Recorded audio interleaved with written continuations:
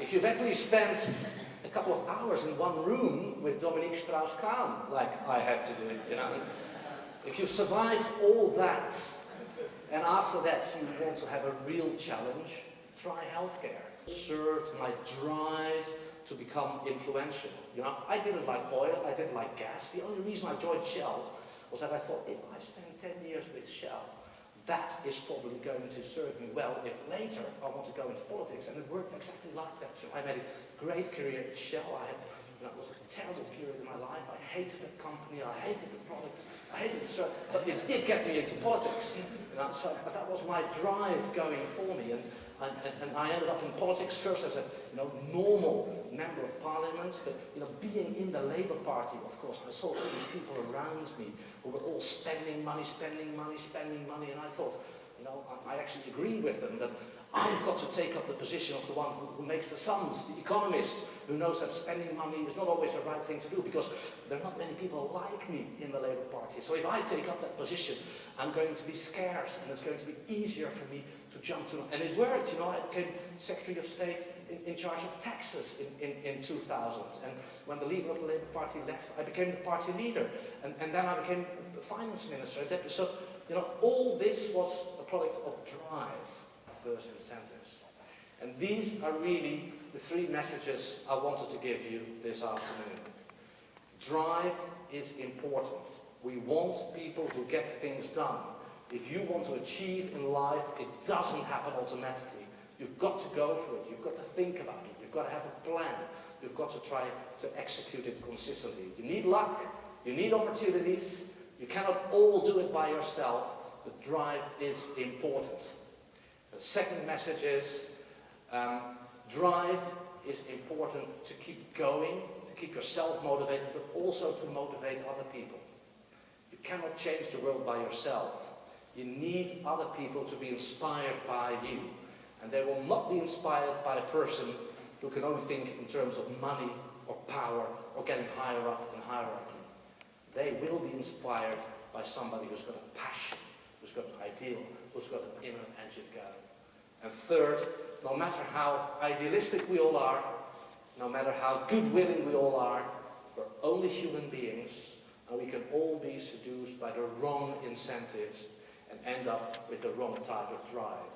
Know that of yourself, know that of other people, and try to stay away from it. Thank you very much.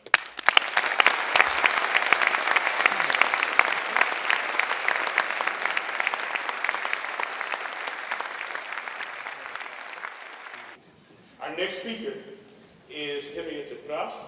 I hope I said her name right. If I did, I'm really, really sorry. You can punch me in the face after the show. She's a professor at the University of Tilburg. I'm giving a workshop down there on the 8th of Easter. Make sure you come. And today she's giving and speaking right here at the booth. Ladies and gentlemen, Henriette Praas.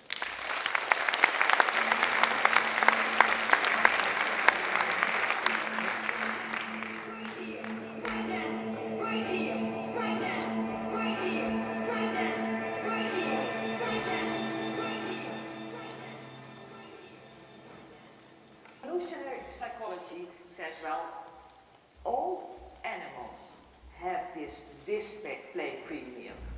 It's not just people. And way back in the evolution, people already had this drive for a display premium in all kinds of aspects of life. And why is that? It's not a rational consideration. It has to do with passing on your genes, with surviving of you personally, individually, and surviving of your kind. So you will want to attract mates. Is that a rational decision? No, it's inspired by the drive to continue to live, you personally and your type of animal. It's to deter rivals. That's a drive of all kinds of behavior, including that of the former governor of California. You want to impress parents. If in a very natural world your parents don't notice you, they won't feed you and you will die. So both as a child and as an adult, you have all kinds of drives in your behavior that are that have the purpose of survival. And it's not because you are reasoning, but it's wise to behave like that. So that is a way to have a look at rational. Let me give you an example from the insurance industry. People who drive a car in the United States, just as in the Netherlands, need to take an insurance. The insurance is mandatory. But in order to have some more flexibility, different types of insurance were introduced in the United States. You could take the full coverage, or you could take the basic insurance policy. And here are the results of two different states, where the driving behavior, the number of incidents, the social class, number of kilometers that people drive are similar. So you would expect that the type of insurance chosen would also be similar. Surprise.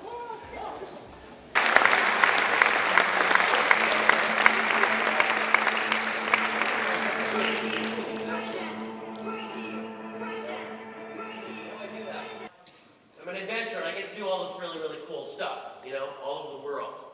But the thing that I'm most proud of is the role or the job where I don't make a penny. I'm a volunteer. In my own foundation, I2P stands for Impossible to Possible. And the goal of our organization is to inspire, educate, and empower young people all over the world. And essentially, we create experience-based or challenge-based learning programs.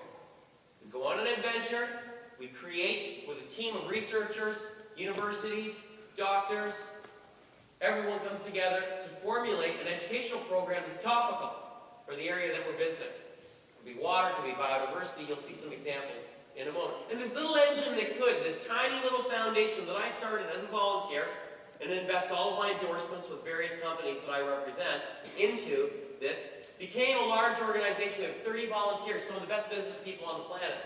Peter Thune, one of the greatest social entrepreneurs, former vice president of Starbucks on our board, offering us business advice. Brigadier General in the Canadian Air Force. Lieutenant Colonel in the American military, providing logistical support. Academy Award-winning director, providing film support. So we brought together great people, all volunteering their awesome skills to create these programs. But sounds impressive. I'll show you what's impressive. They're the youth expeditions that we've created out of this. So essentially, our organization selects 4 or 5 youth. We call them ambassadors, 16 to 21 years of age. We bring them on their own expeditions. They do what I do.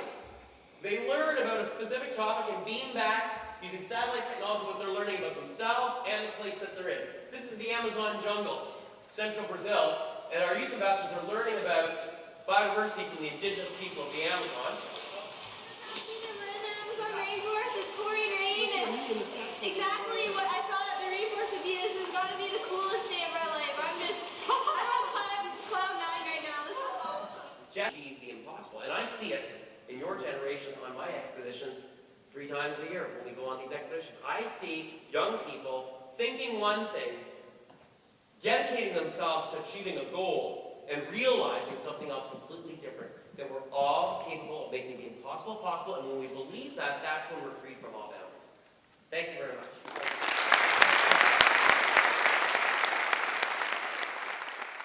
That's a free yes. I hope you enjoyed the day. Go out and be inspired and inspire people. Figure out what you want to do, because you can do whatever you want to. And one last thing, send the flowers, and I put it right here. Those two boys were in the village where the monk was, and they thought, we're going to show that monk something. And what they did is they got the whole village together, and they had a dove behind their back. And they said, hey monk, you're so wise, I have a dove behind my back. Is it living or is it dead? Now the monk knew he couldn't win, because he knew, he said, well, it's dead, the kids would let it go. And he knew if they said it was living, he'd break his neck. So the monk said, the answer to your question is in your hands. Maybe next year, one of you can stand here. Thank you very much.